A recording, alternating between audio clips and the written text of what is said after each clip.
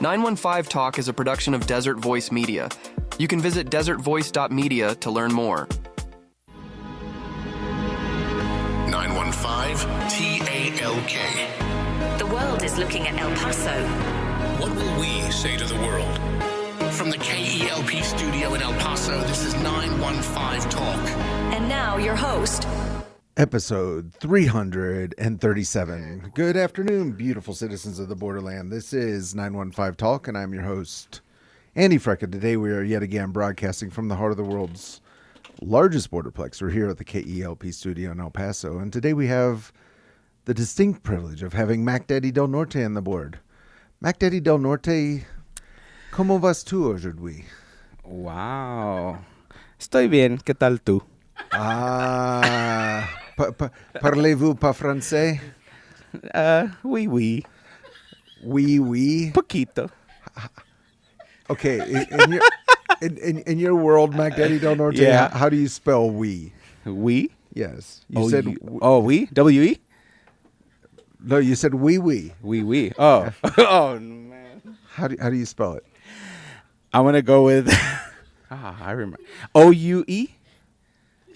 Oh, Oui, I think that's what you yell at your soccer team if you're in South America. Okay. O-U-E. O-U-E. O-U-I. O-U-I. Yeah, Oui. so, Okay. yeah, we're going to be talking about France today. Yeah. okay. Have you ever been? No, I have not had the pleasure. You know, some people when they're called to missions, when Yeah. they're called to serve the Lord, they go to places like Papua New Guinea, maybe Bangladesh,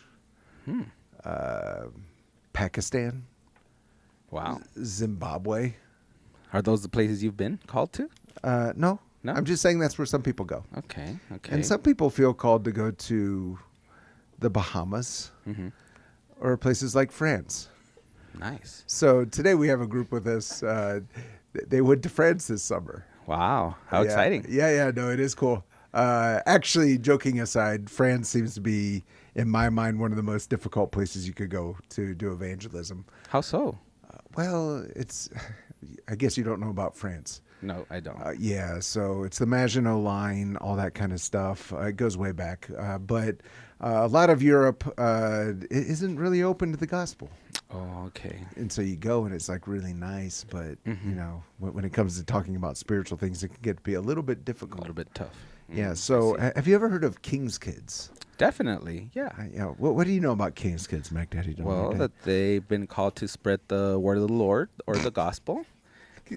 You're not wrong, but you could say that about any ministry. No, well, true. I guess so. It's a group of kids. Yeah, right. Obviously, And they're the kings. They get together, and they're the kings, and they travel the world. Yeah. And yeah, they just spread the gospel through. They're like missionary work. Right. Yeah. So it's the young people are not the church of tomorrow; they're the church of today. Amen. Amen, Yeah. Mac Daddy Del Norte. Amen. Yeah. So we have 3 King's Kids with us, and they're very special. Do you know why they're special? Definitely, because they are the unique expressions of an endlessly creative God. Yeah, that is true. They are the unique expressions of an endlessly creative God. And there are 3 of them in the studio today. One of them is one of 7 siblings. Oh, okay. Another one of them was late because he locked his keys in his car. Oh, wow. Yeah, Okay. and another one was late because he thought that if he left at 3:30, he would get here at 3:30. So this is what we're working Wow. with. You know, Wishful thinking. Paul wrote the church in Corinth that God uses the foolish things to shame the wise. He uses the things that are not to nullify the things that are. And I think that's truly exhibited through our guests today. Okay. So without further ado, let's give a very warm Borderland welcome to Wesley, Chase, and Jessica.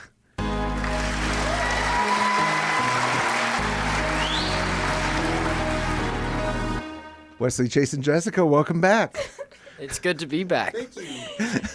All right. Chase, let's start with you. You were the last one to get here today. Okay, sounds good. All right. So before we get into the reason you were late. Right. What did you learn about Benjamin Franklin and his years in Paris? Since the last time you were here. Beyond what you said. Yeah. Yet still nothing. Still. History is admittedly not my strongest subject. What is your strongest subject? I really enjoy chemistry. Chemistry. And biology. Yes. Chemistry? Oh, that's sure pretty do. cool. Yes. All right. And what attracts you to chemistry and biology?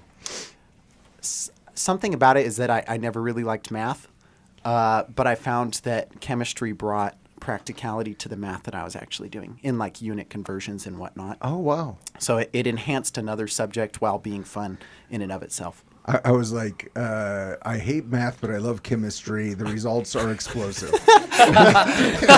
Yeah, well, it could be, that's for sure. Yeah, okay. All right. So it brings practicality.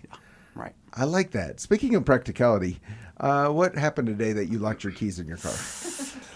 Well, the speaker in my door blew out, so I ordered a new one. I took off the panel of my door to replace the speaker, finished the job. My brother called me, so I was on the phone with him, ever so slightly distracted. And when I was taking off all the electronics in the door, I unplugged the locking switch. And when I plugged it back in, I wanted to make sure it still worked. So I tested it and then got out of the car, walked away, and just because of gravity, the door closed on its own. And I came back, and of course, when I had tested the switch, I left it locked. And what feelings were you experiencing when this happened? Anger at myself.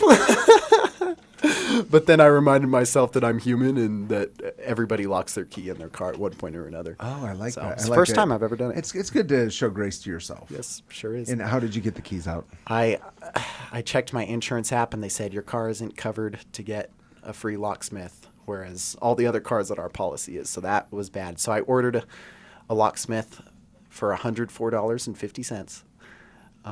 And he dispatched. He was driving to me, and I was like, you know what? I'm going to try the hanger approach, which they say you shouldn't really try. But the door wasn't completely closed. It was in that like half latched position. So there was Okay. extra room, and I was able to fit a coat hanger in there and slip it around the handle of my door. All right. Yeah, Mac Daddy Don't Norte, I feel like that story deserves a little bit of applause. Let's give Chase. Thank you. You know, in this world where us older folks have lost faith in the next generation, Chase, you are a shining beacon of resourcefulness. You got the coat hanger to open up your car. Well, thank you. And Thank you made it to the radio station I'm honored. on Thank you. time. Yes. All right. Well, all right. We will talk about your outreach to France. But first, Wesley, why were you late today? I got nothing, man. What did you say when you came to the studio? Well, I said that when I was about to leave the house, I was like, oh, I'll set an alarm or a timer for myself. So I set it for 3:30. I just wanted to make sure I was just going to be on time so that I Right. could make it to the station at 3:30. Okay. And that's Right. exactly what went through my head. Yeah. So, I guess, how did you do? Chase said he's not a big fan of math. How is math for you in school? Well, let's just say I've cried multiple times at math problems. I love the honesty. All right. No, it's super fun. I love it when you guys come in. Love giving you a hard time. Jessica, you seem to be the only one today who's reasonably well put together.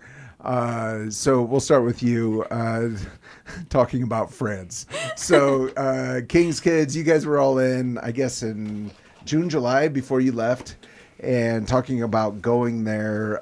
What were some of the, I guess, concerns about going to France, and how was it different when you actually got there? Shoot, I don't know if I had any, like, real concerns. I mean, besides, like, fundraising for the trip and getting all, like, my work in and, Right. like, just practical things like that. But besides that, I didn't have any. Okay. So you were just feeling pretty free and going. And was there anything when you arrived that was different than what you expected? Yeah, there were a couple things. First of all, I really enjoyed it. I thought that it was going to be, like, You thought France was horrible? not horrible, but I just thought it was going to be, like, a tourist mosh pit that I was like not gonna enjoy, and I was like, I would never want to go to France like just for fun. But it was Right. like, okay, like I'm going to, serve the team and to do missions, and it's like for that, like that's cool. But like just for fun, I was like, nah. But once we got there, it was really beautiful, and also just the amount of like different cultures that are there. That was Okay. really beautiful. That really left an impression on me. Just kind of feeling like surprised at how diverse it was. I mean, I know there's a lot of different, immigrants that moved to France and, that whole dynamic, but I didn't understand how diverse it was going to be until I got there and I saw like just so many different kinds of people and like a 5-minute walk from a bakery to, wherever you just see so many different people in different clothes or from different countries, speak different languages. It was a really cool experience and gave me like a glimpse of how diverse heaven is going to be. Sure. And so that was really cool. That is cool because, I think everyone has stereotypes in their mind when they think of France. And so I'm picturing someone with a beret on, like, I don't know, painting a picture in front of the Eiffel Tower or something. But you're reminding us that it is a multicultural nation. And with that, were you in Paris or? Yep, in Paris. We were in Okay. Paris for the whole month. Okay, so you're there for a month. Yep. Yeah. All right, Chase, let's talk about the air conditioning situation in Paris. Okay, yeah. Believe it or not, there's not as much of a need for air conditioning there Okay. as there is in the great state of Texas. What do you attribute that to? Just a cooler climate. That goes without saying. Being further north Right. than Texas. Okay. So we show up and we bring all of our bags up to the room. All the guys get all the girls' bags, of course, going up the stairs. Of course, yes. So we're sweating bullets, and we get into our room, and we were pretty sure that there would be no AC, but it was confirmed there was no AC. But there were fans, and that saved our lives. Okay. All right. So you're there in Paris, and we're talking about the different cultures. Jessica was mentioning that. What was the strat for reaching people for Christ? Right. King's Kids specializes in the performing arts. Okay. So we use gospel presentations. Most of them, honestly, none of them use English. So most of them are acted out to just music, and it portrays the gospel visually. Like a mime? Right. We call it physical acting. Okay. But yes, miming, you could say that. Okay. To music. So really dancing. Okay. And then when we're done with our performances, we use it as a conversation starter to go out into the crowd that comes to watch us. And then we ask them what they thought about the drama or whatnot. Okay. Very cool. And Yes. Wesley, tell us about one of these physical action performances. I think one of the coolest and one of the biggest ones we have is Journey. It's 15 minutes long. And That's pretty long. yeah, and for context, we got it in France. And it's street performance, right? Yeah, we got it in France at the end of a massive heat wave, like really hot. 111 degrees.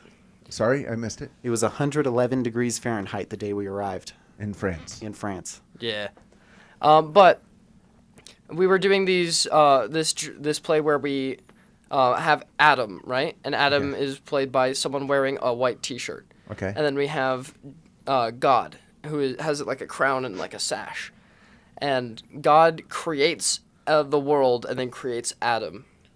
And it basically like is a pantomime of the entire gospel of how the temptations of the world, which we have as 4 people in black shirts. They hey, come here, we got all this cool stuff for you.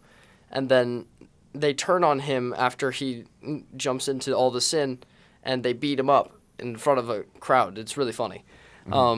It's funny. No. No. Well, a little bit, but no. Guys, Okay, so you're doing this mime. This is my question. It's 15 minutes long. It's creation. It's temptation.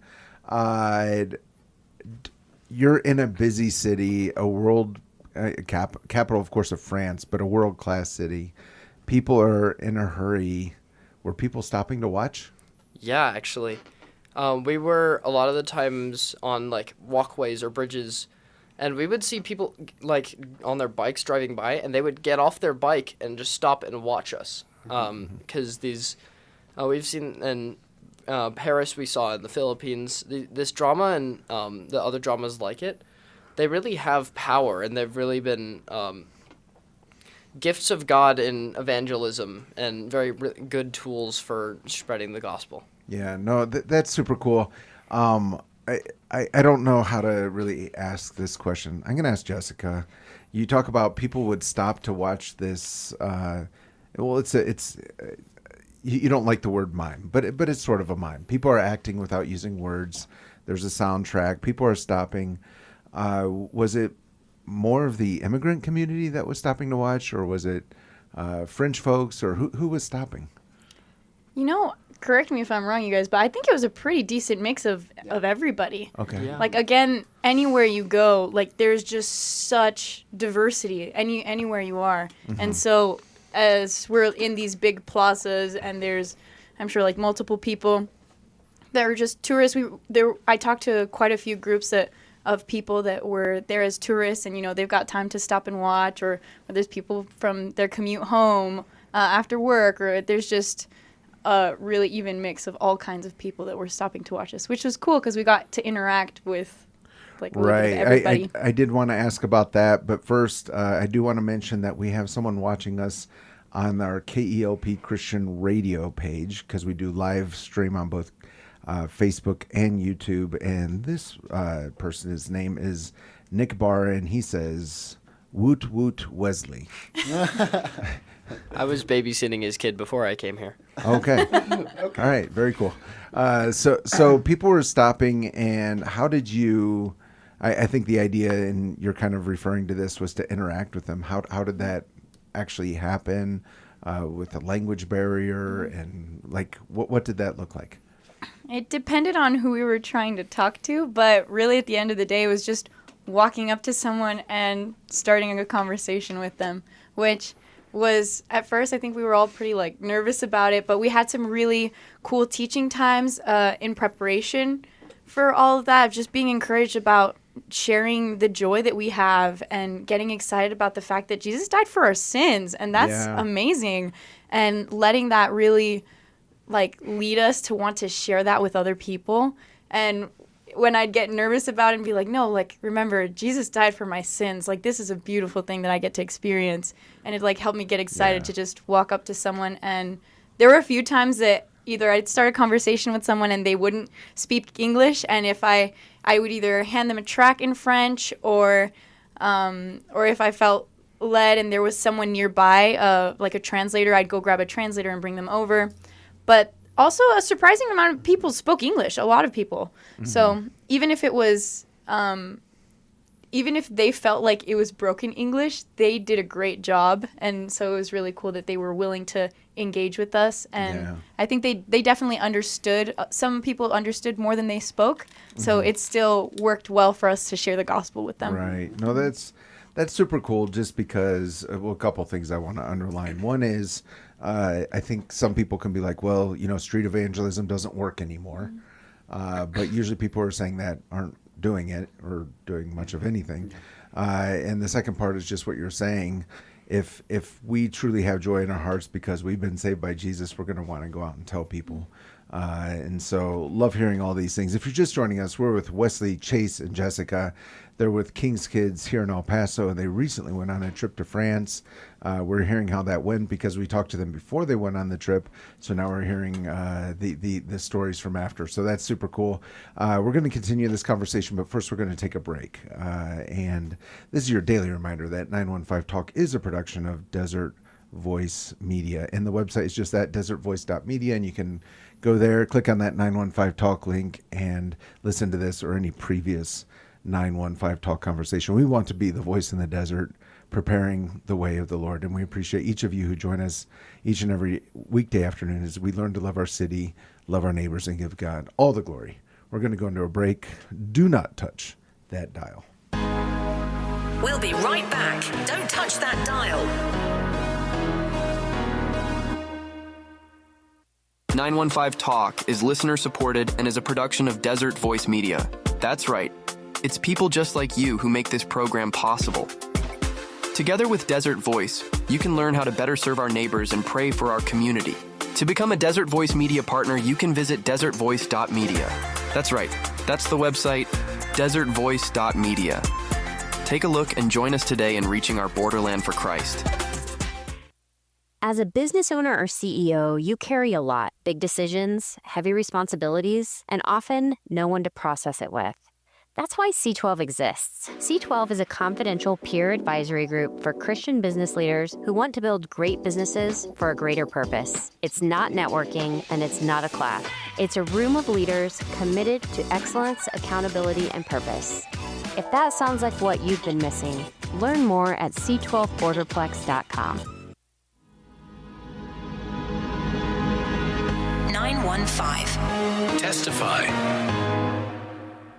I was 10 years into a 20-year bid in the Texas Department of Criminal Justice, doing 23 hours a day in a cell, solitary confinement. I was at a breaking point in life where I was just hopeless, depressed. I couldn't find no peace. It brought me to my knees in a prison cell, and I met Jesus. He delivered me from addiction, from a life of crime, the gangs, from evil, wicked ways. To the gang member that's lost, to the drug addict, Jesus loves you, and no matter what you've done in this world, in this life, the doors are open. When I met Jesus Christ, he touched my heart in a powerful way. I was once a heroin addict, a thief, an all-around bad person.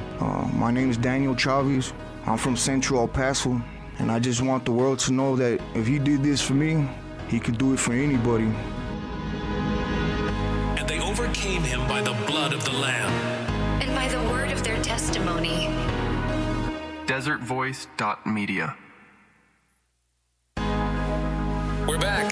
You're listening to 915 Talk. We are back, and you are listening to 915 Talk. I'm Andy Frecka. Today we're with Chase, Wesley, and Jessica. They're with King's Kids, recently returned from a month in Paris. Sounds awful. No, but they went there on outreach with King's Kids here in El Paso. Truly a wonderful ministry. And Wesley, I was recently talking to your dad, and he was telling me that sometimes you drive the car, and then he drives the same car, and you've been listening to KELP. Is that true? Yes. Okay. Sometimes. Yeah. What have you been listening to on KELP? I really like this segment in particular. There's always really interesting stories on it. Okay, I like it. And how old are you, Wesley? 18. 18. Do you think you're the youngest listener of KELP? I might be up there. Down there. Down. Youngest. Tomato. Gotcha. What would you tell people? I think it's fun to talk about this because, of course, you like this program and I'm the host. So what do you tell people about this program? I always talk about, it's funny, but also really interesting at the same time. I'm always entertained, but also hearing about what's going on in El Paso, what local ministries are happening, different churches, different teachings even.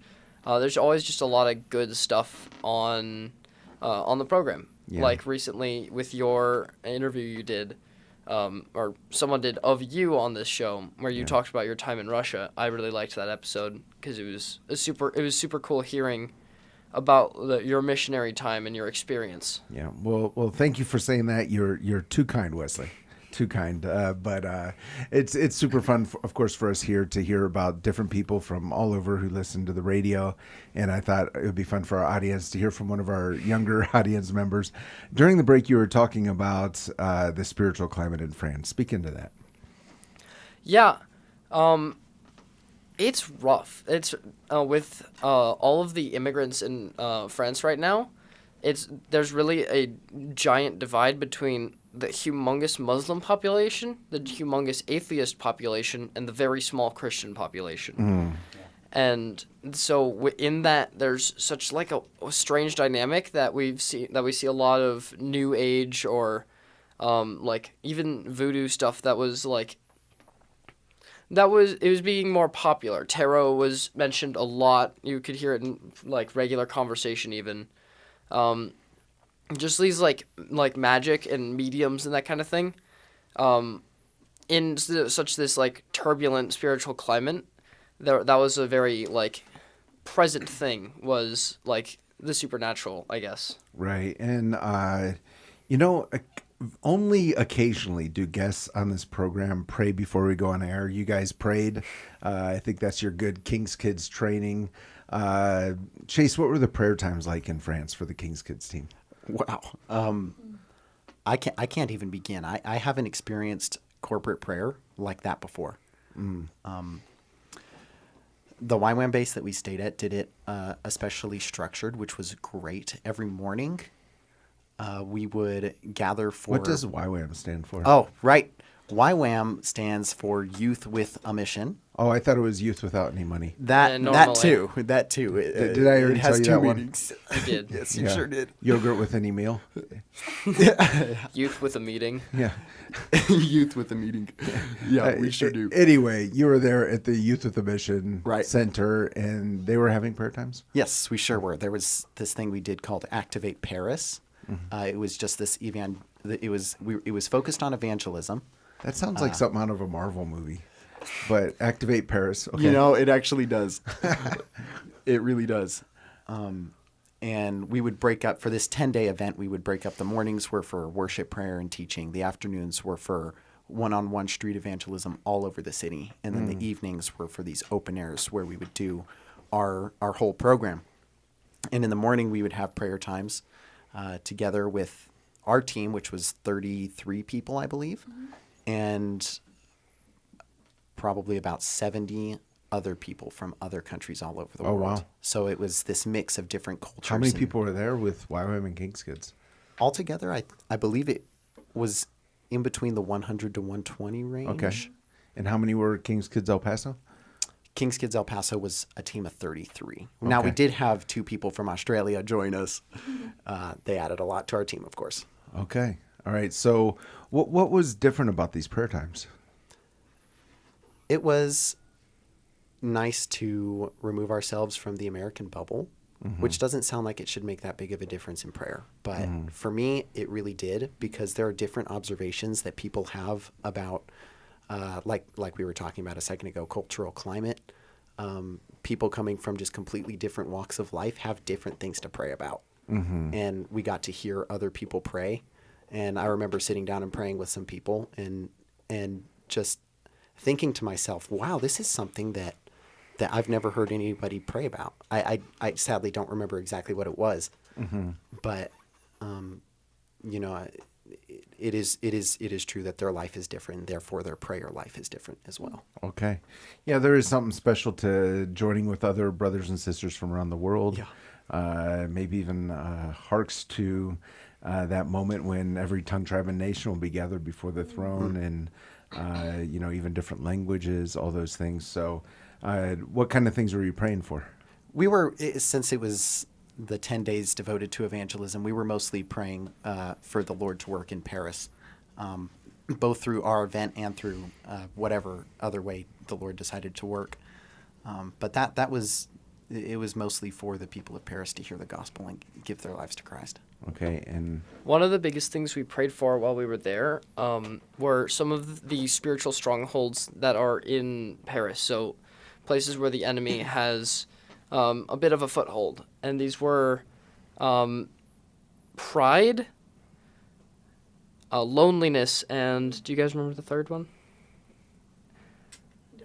No. Okay. But there's another one. And during one of our prayer times, Amy asked us, or Amy, the leader of the team, along with her husband, she came over and asked us during the prayer time, who's feeling lonely right now? Is there anyone who's been feeling lonely throughout this trip, or even though you're around a lot of people, you still feel a bit lone? And half of our team raised their hands. It was crazy. And it was just because that's what everyone is dealing with over there. It's just the enemy has different types of attack that he was using. And so we had a lot of prayer times for that and for praying for each other and for the people around us in the city. Okay. Right. Yeah. It's. I know from my own personal experience, as you travel around the world, you will.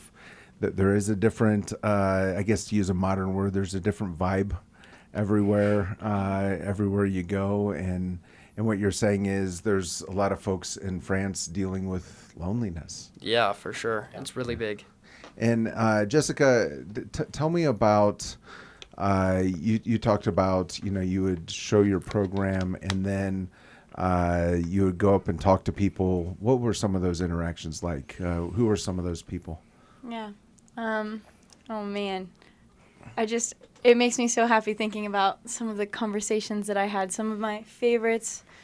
I think one was someone that pulled up. They were on their bike and they pulled up to watch us doing our program, and I just immediately felt like the Lord wanted me to go and give a tract to that person, and so I went over and gave it to them, and they didn't speak English, only French, and so I was like, okay, I handed them a tract and walked away, and I just felt like, oh, maybe I should go back and try and see how much English they might know, and then I watched them sit down, and I went and found a translator, and so I went back, and when I walked up with the translator, they were already teary-eyed and saying thank you for the tract, and so through the translator, they were just saying the prayer that was on the track. It was just a simple prayer of Lord, I want to know you and I want to walk in your ways, essentially. And they were just really touched by the simplicity and by all of us there. And it just seemed that their heart was just really tender for the Lord. And so I was able to walk them through some resources of finding a local church and, just getting connected, showing them on the track how to access the Bible through there, and they're just really receptive to that. Yeah. So it varied from conversations like that where people were just ready for Jesus. Students on the team went up to talk with them, and we talked with them for a whole hour. Wow. We used up pretty much all of our ministry time talking with these 3 teenagers, and they were pretty. I don't know. They had walls up, and basically what we said was, hey, do you guys? What do you guys believe about God? What's your religious background? Or, do you have any questions for Christians? Just kind of opening the doors for conversation. And they really went at us with the political questions, the stuff that's really controversial. And we just did our best to answer their questions and to just keep the dialogue going. And they were pretty systematic about making sure that they heard each one of our thoughts on it to see if it lined up or if we believed different things, but as we kept that conversation going, it's that kind of sense of trying to pick kind of faded, and they started to just listen. Right. And so at a certain point, one of them asked the question, well, why are you here? What's your goal? Are you just trying to convert people or what? And it was just the perfect question. They couldn't have asked a better question, because after that, each one of us was able to share the joy that God has brought into our life, our testimony of how we were brought to the Lord, and our testimony of how He's been faithful to us and why we're in France, to obey a really good God. So each one of us was able to share the gospel and our testimony, and it was the pattern that the entire time in trying to catch us in things, they'd listen to each one of us, but this time they were able to listen to each one of us and hear our stories, and you could tell how receptive they were. And I was really whoa, Lord, I can just see you working just in their eyes, changing from kind of being like I said, kind of off-push and trying to come at us, and just seeing as they heard how God has really been faithful to us in really hard times, and just saying we know as young people also, we're young and we've already experienced hardships. Right. And feeling at the bottom of our rope, and just all these different things of life that are hard, and of getting to look them in the eye and say, in those places we had Jesus, and Jesus found us and brought us out of that. Right. And so they said afterwards, we might not agree with you on that or believe what you believe, but it was cool to hear your passion and to hear your stories. Yeah. And we were able to give them tracts, and we told them, even though you don't agree with us, if you reach the end of your rope and you're in a hard time, we encourage you, pull this up, or even if you just have questions, you get curious, pull this up and, read it, look into it. and you could see how like they put them away very carefully, like to keep them for later, and shook our hand. It was just an amazing experience. That's super cool. If you're just joining us, we're with Jessica, Chase, and Wesley. They're with King's Kids here in El Paso. Recently went to France. We're hearing those stories. We're going to continue this conversation, but right now we have Charlie 1 on the phone. Charlie 1, what are you seeing out on the roads this afternoon? Well, I want to go, Andy, to Northeast first. That's where we have most of the trouble spots here. Kenworthy and Sagittarius, injury crash, but PD fire department still there. This crash just happened in Northeast. Vulcan and Howard, injury crash that's working there. So extra caution, that's Vulcan and Howard on the crash. But PD already going out there, EMS going out there. On the east side, possible crash, Lomaland and Montwood. We see some EMS activity. A little bit of busy traffic, I-10 east from almost from downtown through Trowbridge on those eastbound lanes. And sometimes it can be a real jungle area, a jungle in that area right there. And make sure your teenager learns to drive safely and with confidence with Jungle Driving School, located conveniently at the Shops of Solano on El Paso West Side. Jungle Driving School, called 900-4943, and 10% discount for KELP listeners. That's Jungle Driving School. Andy, back to you. Charlie 1, this afternoon we have with us 3 young people. They're with an organization called King's Kids. They're here in El Paso. They recently went on a service and evangelistic trip to France.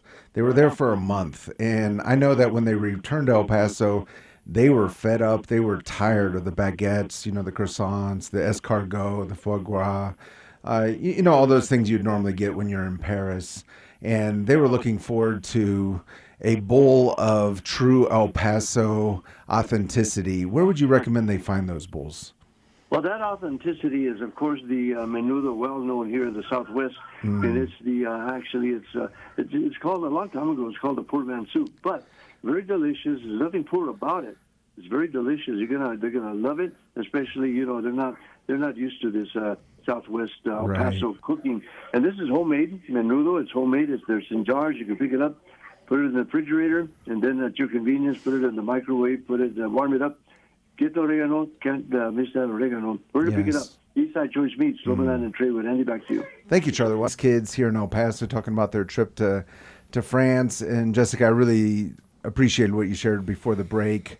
What you were talking about was these young people in France were kind of challenging you and why did you come? Are you just trying to convert us? Talking about politics, I assume, American politics. And really what they're asking is, I think what they're asking is, did you come to convert us to your American religion? So how did you handle that, Chase? So, yes, that would happen a lot. There were a couple conversations I was in where it just progressed to be a little hostile. Mm-hmm. And there's something that our former King's Kids director, Vinny Carafano. Oh, yes. We have to take a moment to talk about how, guys, you broke the table. Who's Wesley? Yeah, it's okay. Don't worry about fixing it. So we have to take this moment again to talk about how Vinny Carafano is impossible to get on the radio. But please continue. What did he teach you? He kind of... he's such a good guy. He really is. And all of his majestic wisdom has been imparted on us when he told us about the power of a testimony. And Jessica, in your story, you talked about how when you guys really started making progress was when you all shared your individual testimonies. Mm-hmm. And it's because when we get into these intellectual debates, which, yes, we definitely did get into, not intellectual debates, but intellectual conversations more often than not. Mm-hmm. And in that, often somebody can say, well, no, you're not right, ... Mm-hmm. in your assessment. But when you tell a testimony to somebody, they can't just say, you're making that up. Right. That's not true, There's nobody can. It's when you tell a testimony that people actually believe you, And so whenever I would face situations like that, that is exactly what I would go to, is telling a testimony. Yeah, I love that. And I think there's a lesson for all of life, not just when you're in Paris on a King's Kids trip. When people are questioning your faith, tell your story. Right. We will overcome by the blood of the Lamb and by the word of our testimony. Love that. So if you're just joining us, we're with Chase, Wesley, and Jessica. They're with King's Kids here in El Paso, recently returned from a trip to Paris. We're going to continue this conversation, but we do need to take another break. Before we go into the break, this is the part of the program where KELP would like to thank our impact partners. These are local businesses, churches, nonprofits, educational institutions that have joined us in our journey to serve our community through radio ministry. The one I want to point out today is Grace Gardens. Grace Gardens is an event center. They're over on the west side. If you're fixing to get married or have a quinceanera or some other big event, check out elpasogracegardens.com. And if you're a church or a nonprofit that wants to have an event, they do have special pricing. Really good folks over there, and they have a great story. Sandra from the owner of Grace Gardens was on this program some time ago, sharing that faith journey and creating that venue, which truly is a gift to our community. So elpasogracegardens.com, we're so grateful to them. We're going to go into a break. Do not touch that dial. We'll be right back. Don't touch that dial. Greetings, KELP listeners. This is Terry Gray, pastor of Calvary Chapel, Sun City, and speaker on the Summons broadcast heard each weekday at 5 p.m. right here on this station. Calvary Chapel, Sun City is located at 960 West Borderland Road on the west side of El Paso. We hold services on Wednesday evenings at 7 and on Sunday mornings at 9 and 11. If you are without a church home, we would love to have you join us for worship and Bible study. You can find out more information about us on the web at www.ccsuncity.org. This is Pastor Steve Castrita. I'd like to extend the invitation for you to join us in service every Saturday at 5 p.m. at Redeeming Grace Church, El Paso. We are located at 2400 George Dieter inside Iglesia Philadelphia. We're a young church on the east side of El Paso with no smoke, no lasers, and no gimmicks, just the uncompromising Word of God and a call to win the 915 for Jesus Christ. We'd love to meet you and your family. God bless you, and thank you for listening to KELP. Greetings, KELP listeners. My name is Terry Gray, and I have the joy and privilege of serving as the pastor of Calvary Chapel, Sun City, located on the west side of El Paso. I also have the joy of connecting with the radio audience in the Borderland through the Summons broadcast heard each weekday at 5 p.m. right here on this station. On Summons, we study the Bible book by book, chapter by chapter, verse by verse, precept by precept. Please join us each weekday at 5 p.m. for Summons right here on KELP.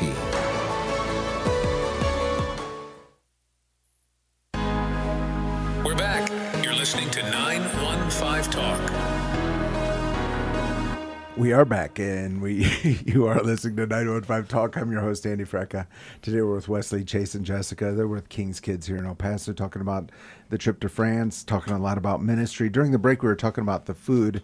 Did you guys hear about the Tesla? It was being driven by, actually, I guess it was like being self-driven. I don't know. But it was there in France. And there was a snail in the driver's seat. Did you hear about this? No, I didn't. And someone looked at it and said, "Look at that escargot." It was a Model S. And look at that. What an e-slapper.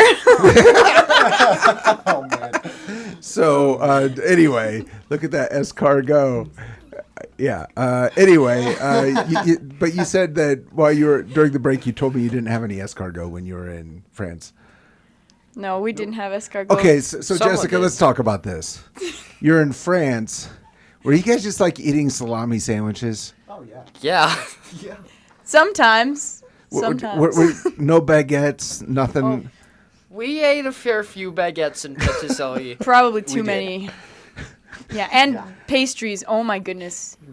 Okay. The pastry The fridge intake was was- insane. Were you having like the fromage and all that stuff, or just pastries?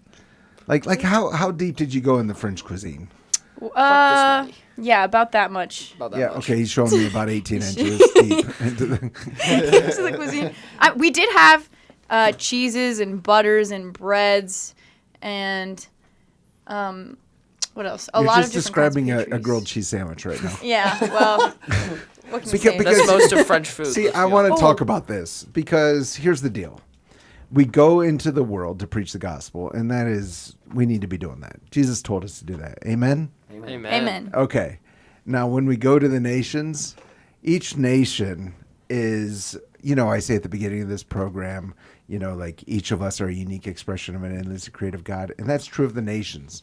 We can learn so much about his creativity.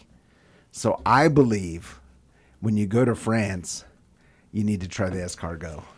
You need to try what they're doing for food. We did try other things that were not escargot. Again, the escargot, if we had had more time and the lines weren't so long to get into certain restaurants that served it, then totally it would have happened. There was a whole group dedicated to getting escargot, and they came back empty-handed. It was pretty sad. Oh, that is sad. But okay. we never passed by a creperie without getting some crepes. Okay. Yeah. All right. So- Well, you're on the right track. I applaud that. Okay. I want to talk about these tracks because, it's interesting for those who don't know what we're talking about. Maybe you're just driving down I-10 and we're talking, and you guys are saying we handed them a tract. So it's a little piece of literature that talks about God. That's what it is for those who don't know. And I know very few people who use gospel tracts anymore. You were using them. Tell me what they were, what was in them, and what you were saying is people were receiving them. These were some of the best tracks that I've ever handed out. I was really impressed by the intentionality that the staff at the base where we were staying that they put into the tracks. They were simple, but also I think they really optimize the space that you have on a piece of paper when you hand it to someone. It had a really simple explanation of like, okay, who made us and like why we're here and about, us needing to have a relationship with God. A brief talking about how sin separates us from him and how we choose our own way and that's what separates us from God, and then about how we need to make the decision to turn back to him. And so it just covers the gospel really simply. And then also at the bottom, I thought it was really cool, the QR codes that they had. Yeah. That was super cool and like innovative. They had a QR code on the bottom for the gospel. They had another QR code for, I'm not sure if it was on The Bible app. Yeah, for the Bible app. They had one for getting connected with churches. They had one for like a resource, an online resource that you picked your language on it. And then it had a bunch of videos and like questions, kind of like an FQ&A that, that covered basic topics about Christianity. Just a lot of resources right there that is really useful, especially if someone's really interested and wants to get connected into a church and you don't have the time to like go through that whole conversation with them. They have the resources to go and say, hey, I want to know more and get plugged into a solid local church, things like that I thought was great. Yeah. That's super cool. And so you're passing out these tracks and you're doing these mimes, and I love this because again, it's so easy to I think criticize methods of evangelism. And usually it's people who are criticizing those who aren't doing any evangelism. I'm reminded of something that D.L. Moody said, I prefer my way of evangelism better than your way of not doing it. And so you're there in France, you're doing it, you're communicating the best you can, you're sharing your testimony. And what's great about the tracks is something you said earlier is just it's something that they can put in their pocket, and later, hopefully, they're going to take a moment. You've planted that seed. Were there any other strategies you were using while you were there? There was, so during Activate Paris, what we would do is we would go out and we would start the day with teaching, worship time, and then in the afternoon after lunch, we would go into the city in groups, in different ministry groups, and each of us would try something different. And so one of my favorite things that we tried was sign evangelism in front of Sacré-Cœur. In front of, excuse me? Sacré-Cœur, the big church, the big white church. It's very pretty, and it's a very big tourist attraction.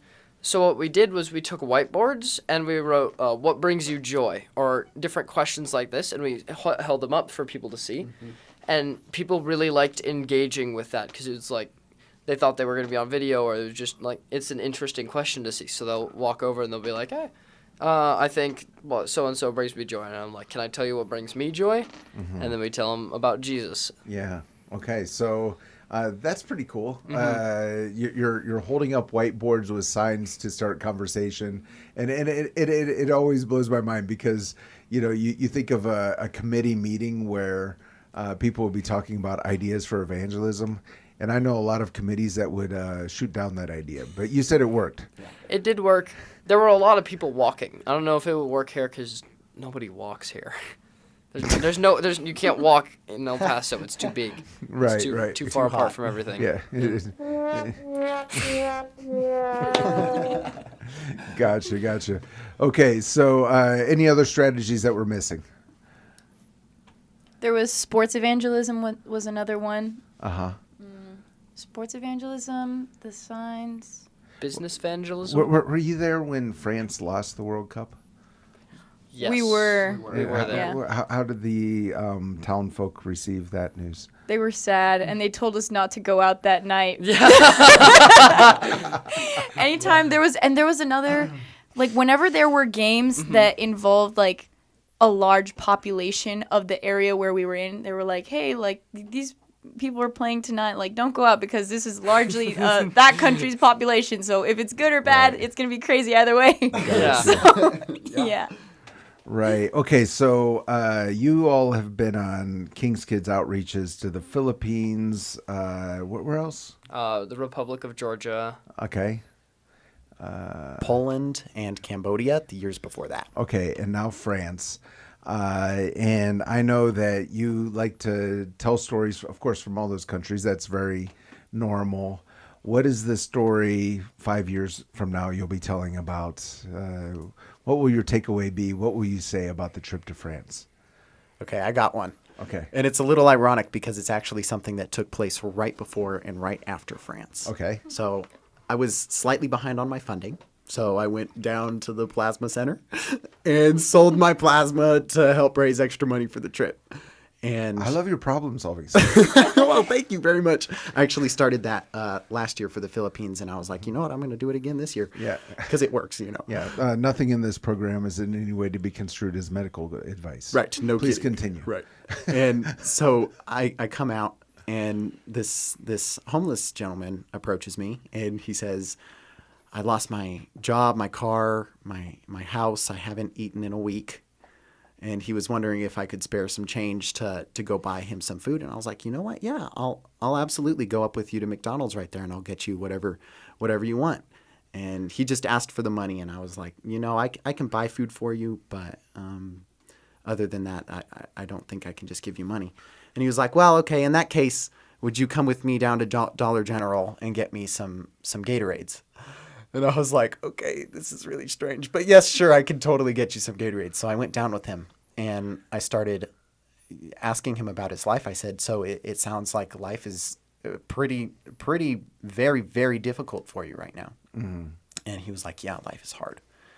And I was able to share with him that whenever my life got hard, that I was always able to look towards eternity, which is going to be amazing. And I tried to portray the proportion difference of our time here on Earth, which is just a speck. And though it may be hard, I have eternity to look forward to. And so I finished that conversation with him, went on the trip. We left the next day to France, stayed there for a whole month. And when we got back, I was taking one of my friends out to lunch to tell him about the trip. And so I pull up to the restaurant, and I see my friend, because he got there a few minutes earlier than me, talking to this homeless guy outside the restaurant. Same guy. I get out of my car and I realize, oh my goodness, it's the guy I met. Uh-huh. So I walk up, I shout his name. He's like, hey, I remember you. And so we're having this like fun conversation with the guy for a while. And then I say, hey, do you remember what we were talking about? And it went right back into the gospel. And I forgot to mention this. Another one of my friends, also donating at the Plasma Center, came out and completely independently approached this same guy. So at this point, it had been 3 of my friends all talking to him about the gospel. So at the restaurant a month later, I said to him, I don't think this is coincidence that 3 of us have met you and all of us have the same message. And he was like, I think I'm going to excuse myself from the conversation now. He got really uncomfortable. Oh, wow. And I was like, okay, that's totally okay. I was like, maybe I can buy you some Gatorades next time I see you. And as he was walking away, I said, I think the Lord is holding out the greatest gift ever, and he's just waiting for you to take it. And he stopped, and he stood there for a second, and you could tell it was actually saying something to him. Yeah. Like he was actually hitting home, Yeah. And then he was like, okay, thank you, and he walked away. Yeah. So I hope to meet him. I hope to see him again. I'm sure I will. Yeah, no, I love that because, our lives as Christians is not limited to international outreaches, but it's our everyday life here in El Paso as well. Right. And you're demonstrating that. We only have a little over a minute left. Do we know where King's Kids is going next year? No. Not yet. Not yet. Any guesses? Wakanda. Vinny talks about it all the time. Wakanda and Narnia. Yeah. Okay. All right. Genovia. Right. And Jessica, what's your quick takeaway? What will you remember from the trip? The whole month, my role was different than before, and so I was in the kitchen making lunch and dinner. Oh, wow. The whole month. And man, the joy of the Lord really can be my strength. And I'm not even joking. I don't think I've ever experienced the Lord's servant heart that much of it wasn't fun because cooking isn't my biggest hobby. It's just something that I can do. But I really found a lot of joy in getting to serve my team and just getting to apply what the Lord had been teaching me this past year about just servitude and obedience and not needing to have my way all the time and for life not having to be fun all the time, but to find joy just in serving the Lord and doing what he calls me to. And that's going to stick with me forever. That's so cool, going on this international outreach, and here you are in kind of a behind-the-scenes role, and God giving you joy in that. Love it. And quickly, Wesley, what's your takeaway from your trip to France? I think the biggest thing I'm going to take away from this is the importance of sharing the gospel and saying the full thing, even though the person may already know it or they have heard it a million times, but it really just hit home to me that I need to be doing that more in my life. Amen, amen. Wesley, Chase, and Jessica, thank you so much for coming in today. Thanks for letting us. As we always say, let's learn to love our city. I'll add today, let's love all of the nations of the world. Let's love our neighbors and give God all the glory. This has been 915 Talk. You have been listening to 915 Talk, a production of Desert Voice Media. To listen to this or any previous edition of 915 Talk, just visit